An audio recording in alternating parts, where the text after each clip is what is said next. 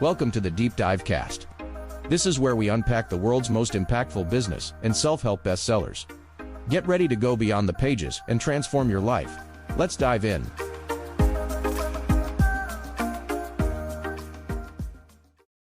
Welcome to the Deep Dive.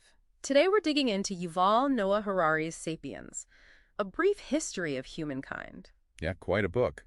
Our mission is really to figure out how this historian, a medieval military guy, suddenly became this global thinker. Exactly, and explore those, core ideas that made Sapiens such a phenomenon worldwide. We'll try to unpack what Harari calls his spy satellite's view of history.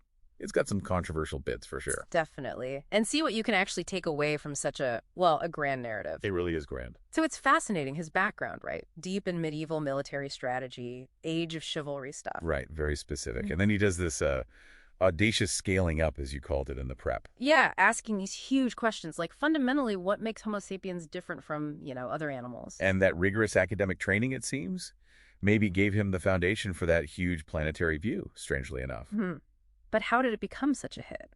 Well, what's pretty remarkable is that Sapiens actually started out as undergraduate lectures. Oh, really? I didn't know that. Yeah. So he had to distill these incredibly complex ideas, make them clear, compelling for people who weren't specialists. Ah, okay. That makes sense.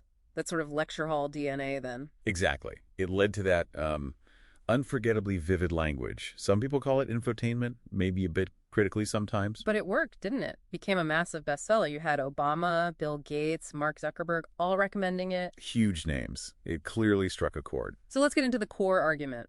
Harari's big idea. He says our secret superpower is our unique ability to invent and, crucially, believe in fictions. Or imagined realities, yeah. He calls them intersubjective myths. Things that are only real because we collectively agree they are. Okay, unpack that a bit. What does that look like in practice? Well, Harari argues we live in this kind of dual reality. There's the objective world, trees, rivers, things you can touch. Right? Physical stuff. And then there's this whole other layer, the imagined world. Think gods, nations, laws, corporations. So like Peugeot, the car company. Exactly. Peugeot isn't a physical thing you can point to beyond its factories or cars. It's a legal fiction. We all agree exists and has rights and responsibilities. Huh. And money, too, I suppose. Money's a huge one.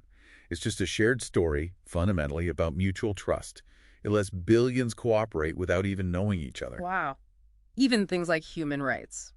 He'd say yes. A powerful, incredibly important, but ultimately invented myth that we collectively uphold. And this ability, this is key, lets our societies adapt culturally super fast. Faster than waiting for, genetic evolution to catch up? Way faster. So our world, which feels so solid, is in many ways built on collective make-believe. Okay, but isn't there a danger there? If you tell everyone nations or money or just stories, does it, undermine everything? That's the big question, isn't it? Harari seems to lean towards empowerment. If we made these stories, then we can change them. Okay, I see. That is provocative. Very. And he doesn't stop there. His take on the agricultural revolution is pretty wild. Oh, yeah. History's biggest fraud, he calls it. A luxury trap. He argues it actually made life worse for the average Joe or Jane back then. Harder work, worse diet apparently, more disease, just allowed for way more people. And that memorable line, wheat domesticated us, not the other way around. It's such a radical claim, flips the usual script completely. We're always taught agriculture was this great leap forward.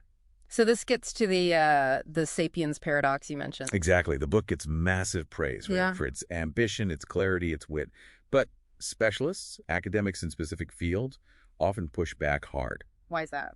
Well, they point to highly speculative ideas presented almost as fact, maybe some broad oversimplifications. Some critics even dismiss it as sort of pseudo-intellectualism. Ouch. Yeah, but I think its real importance isn't about being perfectly accurate according to every single academic discipline. It's the cultural impact. Right. It started a huge global conversation, introduced millions to big history, to ideas like social constructionism. Absolutely. Its influence is undeniable, regardless of the scholarly debates. Okay, so let's bring it back to the listener. What can you actually gain from this unique Harari perspective, this spy satellite's view? Well, first big takeaway, I think, is question your assumptions. Really question them. How so? When you understand that things like money or the nation you live in or the company you work for are basically imagined orders, structures we built together through stories, you see, they aren't like laws of nature. The constructs. Right, and knowing that empowers you potentially to question them, maybe even to think about reforming or improving them. They can be changed because we made them. Mm. So next time you're looking at a brand or thinking about, I don't know, national identity, ask, is this value inherently real, or is it a story we're all participating in? Exactly. That shift can change how you see everything, from ads to politics. Okay, that's powerful. What else? Second big one, embrace interdisciplinary thinking. Look at Harari himself. Yeah, he pulled from history, biology, economics, anthropology, all over the place. Right. So apply that yourself. Use multiple lenses to understand complex problems in your own world. Take something like a housing crisis. Okay.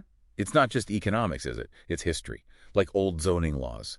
It's psychology. Think not in my backyardism. It's environmental factors. You need multiple viewpoints. That makes a lot of sense. See the bigger picture by combining perspectives. Precisely. And building on that, Mm-hmm. it really raises a fascinating question, doesn't it? Which is? If our most fundamental realities, our laws, our economies, our nations, are just stories we collectively believe, well, what new stories might we collectively choose to tell ourselves about the future? So wrapping up, what does this all mean for you listening, if we're the storytellers? Then the power lies in deciding which stories shape our future. So maybe take a moment today and consider how many of your interactions, your beliefs are shaped by these powerful shared fictions, and maybe think about what news stories you want to help build. Keep digging, keep questioning. Definitely keep questioning. And join us next time on the Deep Dive. Welcome to the Deep Dive. Well, Okay, let's picture this. Homo sapiens, maybe 70,000 years ago, just another animal, really. Middle of the food chain on the savannah. yeah, nothing obviously special. No signs they'd, end up on the moon or writing history books. Competing, yes, but chimpanzees do that too. Exactly. So the big question is, how did this ape, this sort of unremarkable creature, become, well, dominant? How do we take over the planet? And the answer, which is kind of mind-blowing when you really dig into it, isn't about suddenly getting giant brains. Right. It's more like a software update. Something shifted inside the brain. Precisely. A cognitive shift, maybe genetic, that gave us this incredible superpower, the ability to collectively imagine things, to believe in stuff that isn't physically there. That's the cognitive revolution. And that's what we're diving into today, this superpower and how it completely rewired our language and our world. Mm-hmm. So if it wasn't brain size, how did this update actually show up? You mentioned language. Yeah, language is key. The first big upgrade seems to be complex syntax. Think about it. A monkey might yell, "Look out, lion!" Simple warning. Okay. Basic survival communication. But post-revolution sapiens, they could say something much more complex, like, hey, this morning down by the river bend, I saw a lion stalking some bison. Ah, so much more information. Time, place, context, what the lion was doing. Exactly. And that lets you plan. Coordinate. You can organize a big hunt or mount a proper defense. It's a whole different level of teamwork. Which leads into this whole gossip theory, doesn't it? It does, because once you have complex language, you can talk about people. Who's reliable, who owes who a favor, who's maybe cheating the system. Social information. Really important for group living. Crucial. And there's this idea from Robin Dunbar, the anthropologist, that our brains are sort of wired to handle maybe 150 stable relationships based on personal knowledge, gossip, that sort of thing. Okay, so that's like a natural group size limit. Seen in chimps, too. Pretty much, yeah. That seemed to be the ceiling for cooperation based purely on who you personally know and trust. But then, things get really weird. This is the leap, isn't it? The fiction part. This is the absolute game changer, the ability to talk about things that have zero physical reality, things that only exist in our shared imagination. Like the monkey example, you can't bribe a monkey with promises of, like, infinite bananas in monkey heaven. Exactly, because a monkey lives in objective reality. It deals with what's actually there. Trees, rocks, other monkeys, bananas it can see. So no 401ks for monkeys then?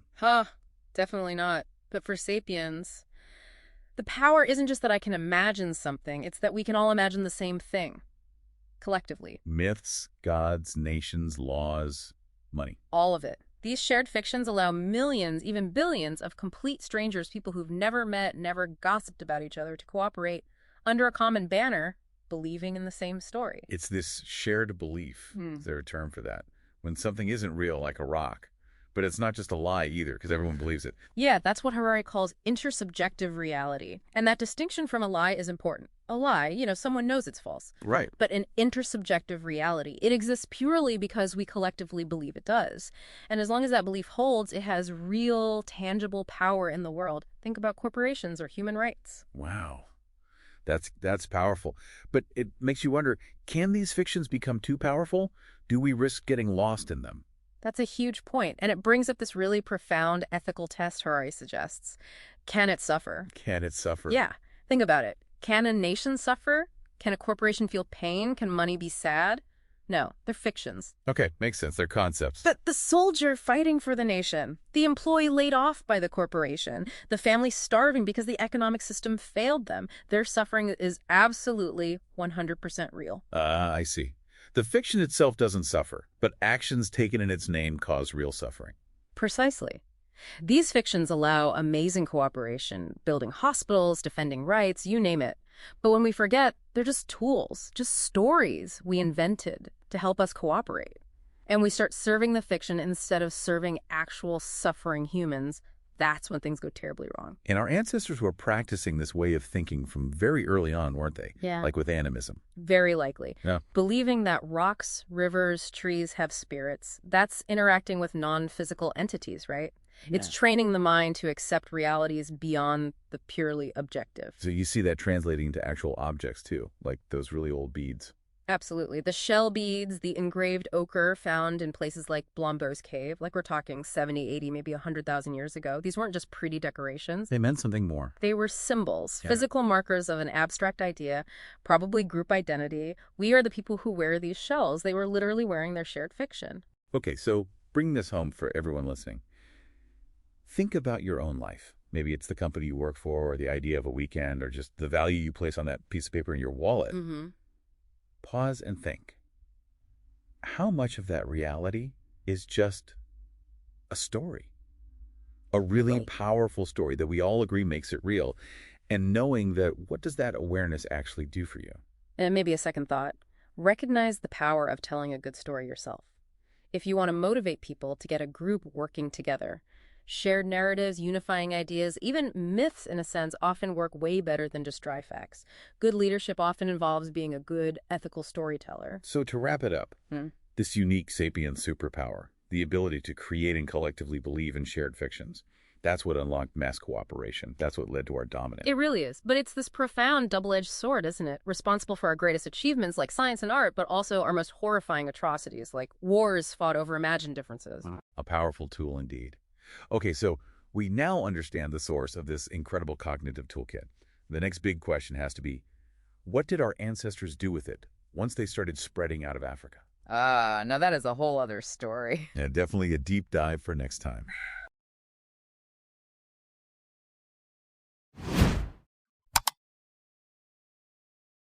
Welcome to a deep dive into humanity's most, dramatic transformation. It really is quite something. Today we're unpacking how Homo sapiens went from, pretty unremarkable savanna prey. Right, sort of middle of the food chain. To global conquerors. Yeah. And all in what was, evolutionarily speaking, a blink of an eye. We'll explore the surprising psychological cost of this rapid ascent and the frankly stunning world of giants our ancestors encountered. Yeah, and what's fascinating here, really striking, is how quickly it all changed.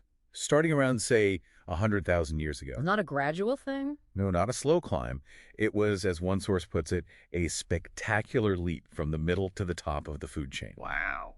And this sudden rise, some argue, created this deep-seated insecurity, the mind of a nervous prey animal. That's suddenly holding immense power. Exactly. And you can see how this fundamental mindset might have shaped our first global journey. So this spectacular leap wasn't just about evolving, but moving, expanding. That's right. Now, the story of Homo sapiens expanding out of Africa often conjures these images of, heroic expeditions. Is that accurate? How did this great exodus actually happen? Yeah, not really. It seems it was more of an unconscious drift. A drift? Simply following green corridors, pathways of vegetation, and water opening up because of climate shifts. Okay. And What truly enabled this incredible expansion, this drift turning into a global presence, was what we can maybe call our unique Sapiens adaptation engine. An adaptation engine. What exactly was this engine made of? What were the components? Well, it involved both cognitive software, if you like, Software. our unique ability to cooperate flexibly in massive groups, Hmm. often through shared stories, myths, beliefs about things that aren't physically real. Like nations or money, that sort of thing? Precisely. Mm. But also crucial physical hardware, tools, technology. Okay, like what? Think about the invention of boats, Hmm. needed to cross significant water bodies to reach places like Australia. Yeah. Wait, that's a huge step. Or the needle. Simple, but revolutionary for making warm clothing. Absolutely critical for surviving the Ice Age further north. Makes sense. And advanced projectile weapons, like the spear thrower, the atlaw. Ah, the atlaw. Yeah, a simple lever, really. But it dramatically increased the power and range of spears, made hunting much safer, much more efficient. So, equipped with this powerful adaptation engine, the software and the hardware, our ancestors expanded rapidly. Very rapidly. Which leads some to controversially label our species an ecological serial killer. Now, what did this actually look like for the planet? Is there debate here? It's a stark claim, definitely. But wherever foraging sapiens arrived, you see this, well, this chilling pattern. Which is? Most large native animals vanish soon after. Megafauna. But wasn't climate change also happening? Ice ages and so on? It was, yes. And climate change certainly played a role. But it wasn't the sole cause. These megafauna, they'd survived countless previous ice ages, you see. In Australia, for instance, the extinctions really hit around 45,000 years ago. That's long before the peak of the last glaciation. I see. And if you look at the bigger picture, Australia lost something like 88% of its megafauna genera, broad categories of large animals. 88%. That's huge. It's staggering. North America, around 72%. South America, 83%. Compare that to Afro-Eurasia, where humans and large animals co-evolved for much longer. Ah, so the animals there had time to adapt to humans. Exactly. Losses there were only around 21-35%. It suggests this devastation was likely a kind of three-pronged attack. Okay. Probably overkill of slow-reproducing animals that were naive. They hadn't learned to fear humans properly. Right, easy targets. Then, maybe large-scale terraforming using fire to clear land, change habitats. And finally, existing climate instability acting as, like, a threat multiplier. It pushed already stressed populations over the edge. You lose these giant diprotodons in Australia, huge wombat-like things. Enormous. Or the iconic woolly mammoths and saber-toothed cats in North America. Landscapes teeming with these magnificent giants. Suddenly much quieter. It's quite sobering when you think about it. It really is a profound environmental impact right from the start. Yet, while our ancestors were, perhaps unconsciously, reshaping the planet, what was life actually like for them? Ah, yes. Because the popular image, the caveman, is usually brutish, struggling. Yeah, that image couldn't be further from the truth based on the evidence. How so? Well, for one thing, ancient foragers were generally taller and healthier than their farming descendants. Really? Taller and healthier? Seems so. Their diet was incredibly diverse. And studies of modern hunter-gatherers, admittedly imperfect analogies, but still informative, show they worked maybe 35, 45 hours a week. That's less than many people work today. Quite a bit less.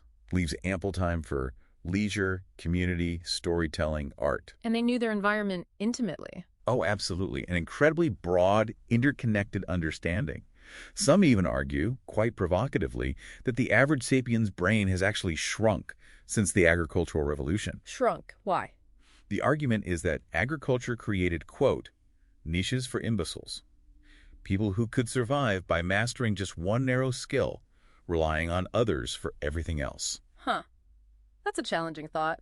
Specialization maybe came at the cost of that broad, holistic knowledge. It makes you think, doesn't it, about how we value different kinds of intelligence today. It certainly does. So wrapping this up, what does all this mean for us now? What's the takeaway? Well, I think this deep dive shows that our impact on the environment, it isn't some new modern problem. It seems to be a deep-seated characteristic visible right from our earliest global expansion. But with a key difference. A huge difference. Yeah. Our ancestors changed the world largely unconsciously just by being successful. We, however, we're the first generation armed with the scientific knowledge to actually understand our impact in real time. That's a heavy responsibility. So maybe when you visit a national park next or watch a nature documentary, Yeah. think of those animals not just as wildlife, but as survivors, living remnants of that magnificent lost Pleistocene world they emerged from alongside us. That really highlights our responsibility, doesn't it? And maybe it prompts one final question for you, the listener. Go on. If foraging life was potentially so healthy, so leisurely, so knowledgeable, why on earth did our ancestors abandon it for the, frankly, much harder toil of farming? Was the agricultural revolution really the great leap forward we always imagined it to be? Maybe not. Something to mull over until our next deep dive.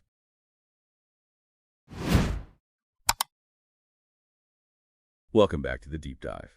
Today we're digging into something, well, pretty challenging from Yuval Noah Harari's Sapiens.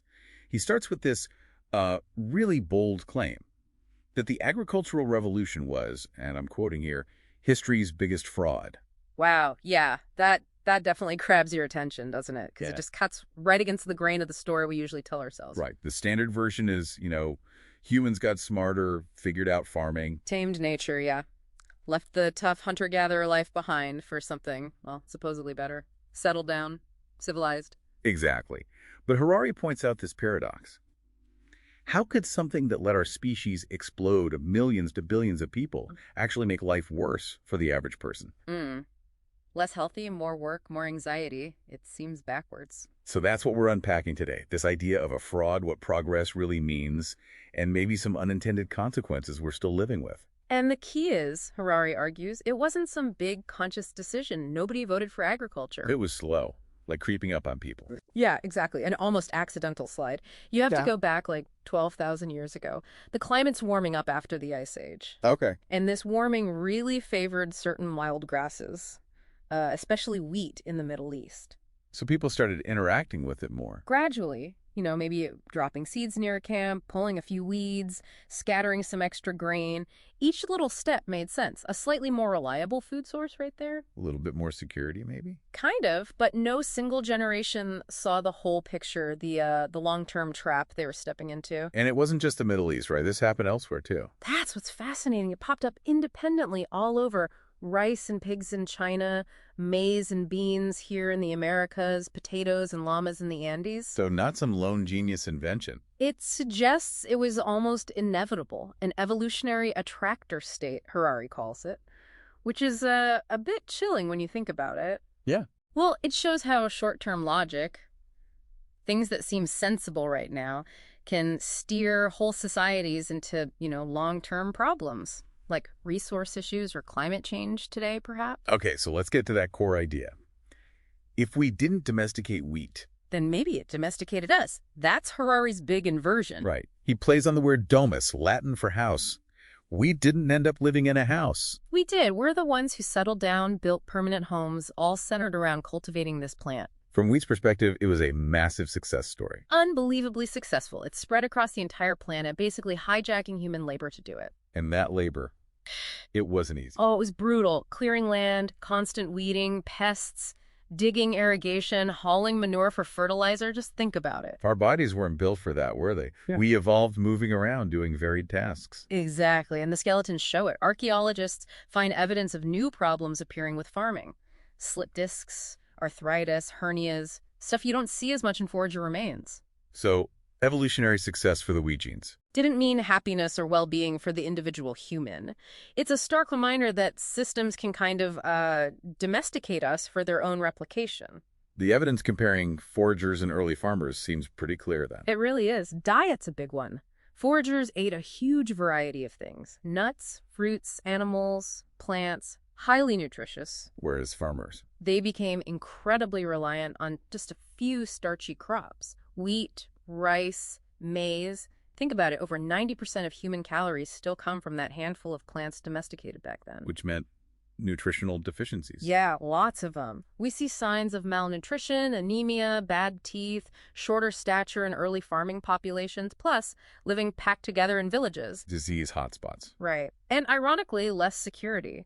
Foragers had diverse food sources. If one failed, they had others. Farmers relying on one crop. A single drought or blight could mean mass starvation, constant anxiety. And it changed society too, didn't it? All that stored grain. Created surpluses. And where you have surpluses, you get inequality. Suddenly you have elites who don't farm, living off the labor of the majority. Hierarchies emerge, very different from the more egalitarian forager bands. So this leads to the population boom, the final click of the trap. Exactly. Farming can simply feed more mouths per square kilometer. And being sedentary, women could have children more often, maybe every year, instead of every 3 or 4 like mobile foragers. So populations grew. Exponentially. And once they grew, there was no going back. Harari uses this thought experiment. A village farms, grows from 100 to 110 people. They can't just decide to go back to foraging. Because 10 people would starve. Right. The boats were burned. The trap snapped shut. It was, in a way, a success for Homo sapiens as a species, more DNA copies spreading around. But for the individual, often harder work, poorer health, more stress. It's a really sobering perspective on something we usually celebrate as pure progress. It forces you to question what progress even means. Which brings us to today. Harari talks about the luxury trap, how things we seek out for an easier life eventually become necessities that demand more from us. Luxuries become obligations. It's a powerful idea. So maybe think about that in your own life. Are you working harder now, maybe for things that promise ease but don't necessarily deliver more well-being? What are your modern luxuries that have become necessities? And it connects back to diet, too. We're still so reliant on those ancient grains, wheat, rice, corn. Maybe challenge yourself just for a week. How so? Try consciously diversifying what you eat. Add in different vegetables, proteins, maybe some less common grains. It's a small way to connect with that older, perhaps wiser, forager way of eating. Something to think about.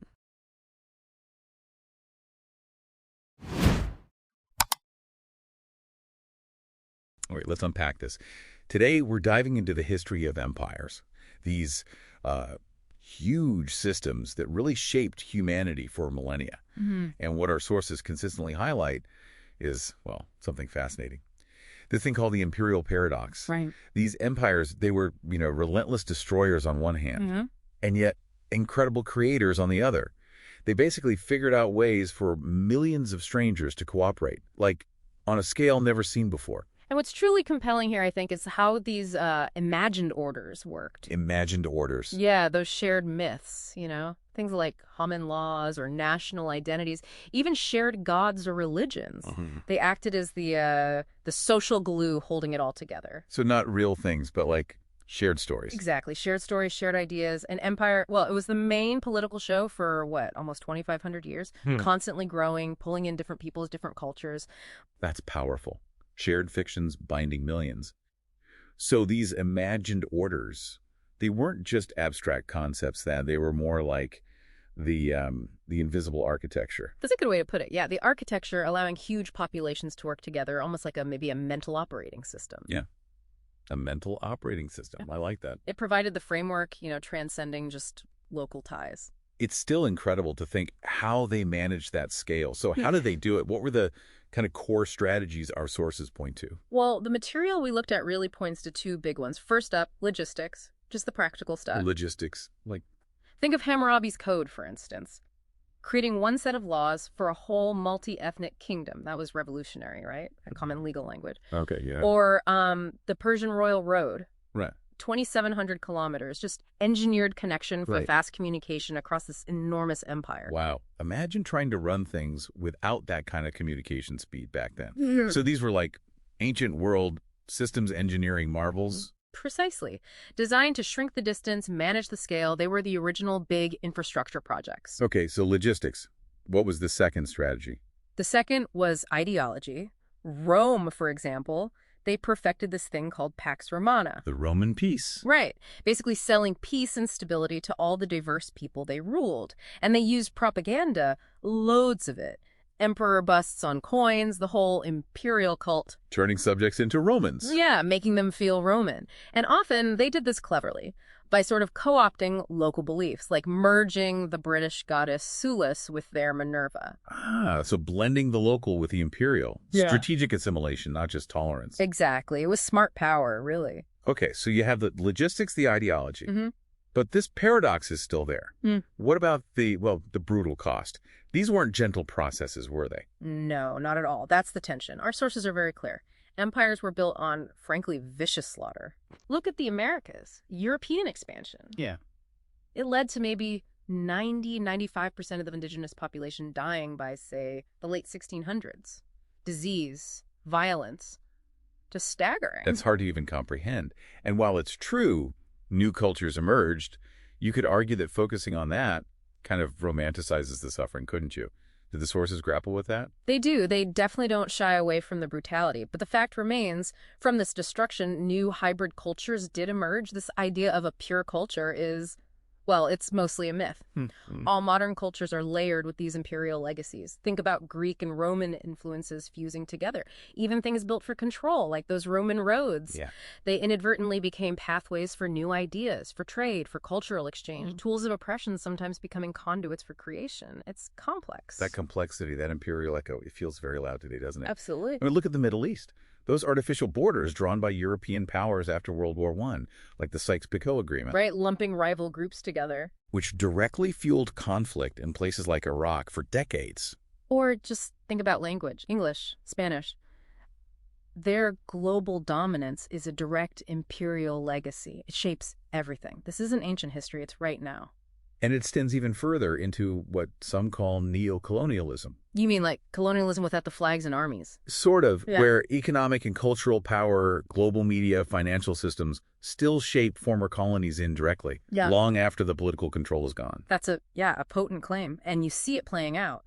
But do the sources offer counterexamples? Places that have successfully broken free, maybe? Or built truly independent systems? Well, the sources acknowledge it's an ongoing struggle.